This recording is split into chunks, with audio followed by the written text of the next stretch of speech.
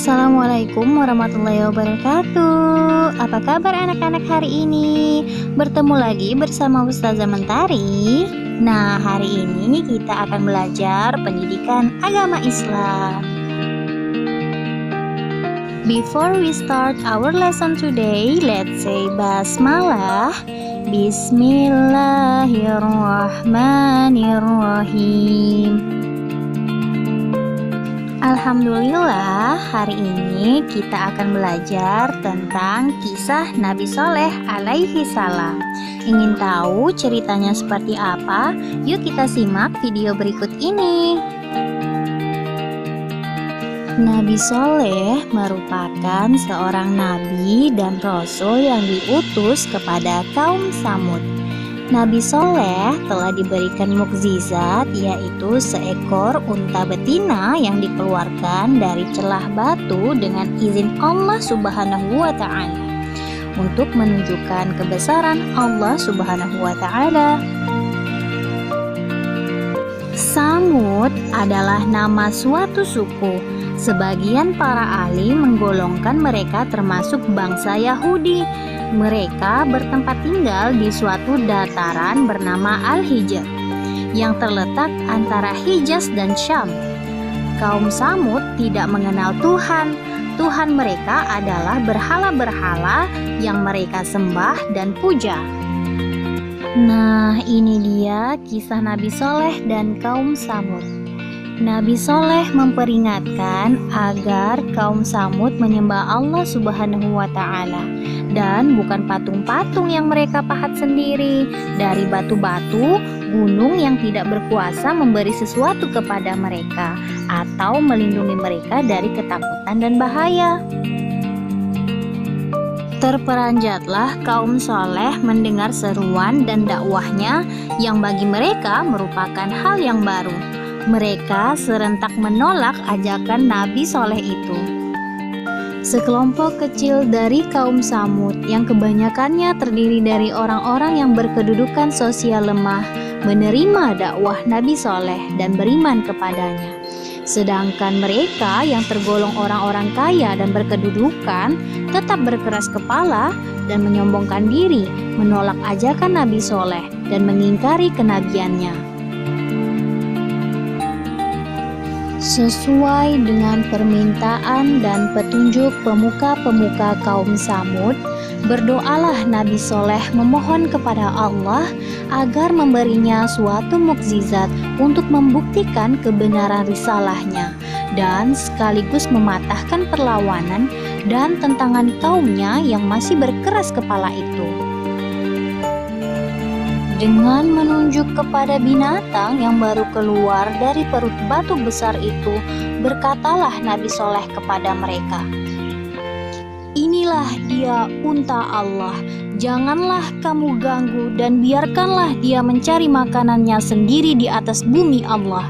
Dia mempunyai giliran untuk mendapatkan air minum, dan kamu mempunyai giliran untuk mendapatkan minuman bagimu dan bagi ternakanmu juga. Dan ketahuilah bahwa Allah akan menurunkan azabnya apabila kamu mengganggu binatang ini."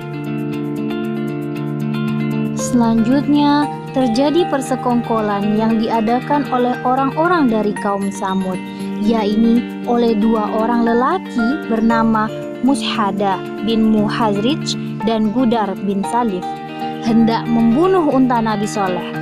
Dengan bantuan 7 orang lelaki, akhirnya unta Nabi Soleh berhasil mereka bunuh. Nabi Soleh memberitahu kaumnya bahwa azab Allah yang akan menimpa mereka akan didahului dengan tanda-tanda, yaitu pada hari pertama bila mereka terbangun dari tidur, wajah mereka menjadi kuning dan akan berubah menjadi merah pada hari kedua dan hitam pada hari ketiga, dan pada hari keempat turunlah azab Allah yang pedih. Mendengar ancaman azab yang diberitahukan oleh Nabi Soleh, 9 orang pembunuh unta Nabi Soleh merancang melakukan pembunuhan terhadap diri Nabi Soleh, mendahului tibanya azab yang diancamkan itu.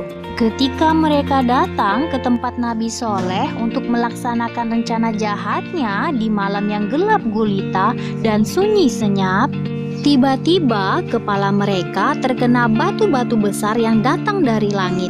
Demikianlah Allah telah melindungi Rasul-Nya dari perbuatan jahat hamba-hambanya yang kafir. 1 hari sebelum hari turunnya azab yang telah ditentukan itu, dengan izin Allah berangkatlah Nabi Soleh bersama para mukminin pengikutnya menuju Ramlah, sebuah tempat di Palestina. Meninggalkan Hijr dan penghuninya, kaum Samud habis binasa ditimpa halilintar yang dahsyat beriringan dengan gempa bumi yang mengerikan. Hikmah dan pesan yang dapat diambil dari cerita kisah Nabi Soleh alaihi salam. Nah, anak-anak, hikmah yang dapat kita petik dari cerita tadi adalah sikap sabar Nabi Soleh menerima cemoohan dan sikap pantang menyerah dalam berjuang yang dimiliki oleh Nabi Soleh patut kita jadikan teladan bagi kita dalam membela kebenaran. Nah, hikmah selanjutnya adalah kelemahan iman dapat menjadikan kita sombong atas kelebihan yang kita miliki dan menentang perintah Allah. Akibatnya, sikap ini dapat mendatangkan azab. Hikmah selanjutnya adalah janji Allah pasti akan terjadi. Maka kita harus berhati-hati dalam setiap langkah dan perbuatan kita ya anak-anak. Baiklah anak-anak, sekian cerita tentang Nabi Soleh alaihi salam.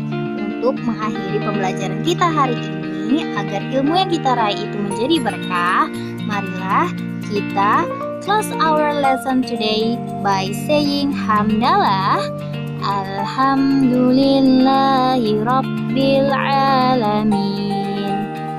Thanks for nice attention anak-anak. Ustazah akhiri, wassalamualaikum warahmatullahi wabarakatuh.